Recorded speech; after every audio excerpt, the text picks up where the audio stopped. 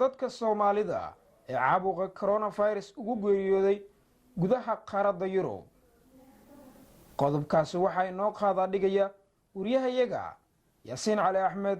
Yasin Loyal. xanuunka COVID-19 ee uu dhaliyo coronavirus ayaa faraban ku haya qaar ka tirsan Soomaalida qurbaha, gaar ahaan kuwa ku nool Yurub oo aad cudurka u dilo.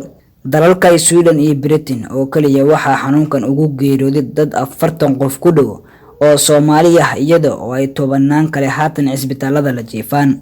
sababta ugu weyn ee kiisaskan cudurka ugu badi ayaa lagu sheegay in inta badan Soomaalida ay wada degan yihiin ama ay isugu yimaadaan xaafadaha. arrintan ayaa waxa hadda ku baraarugay dawladda ay ka mid tahay dawladda Sweden oo bilowday barnaamijyo si toos ah loogu wacyigelinayo Soomaalida halista faafitaanka caabuqani coronavirus. dadka caanka ah ee Soomaalida ay Yurub ugu geeriyooday caabuqa coronavirus ayaa waxa ka mid ah Ra'iisul Wasaarihii hore ee Soomaaliya Nuur Xasan Xuseen Nuur Cadde iyo ciyaaryahankii hore ee xulka qaranka Soomaaliya iyo kooxda kubadda cagta ee Batroolka Cabduqaadir Maxamed Faarax iyo dad kale. Yasin Ali Ahmed, Loyal, Radio Wadani and TV.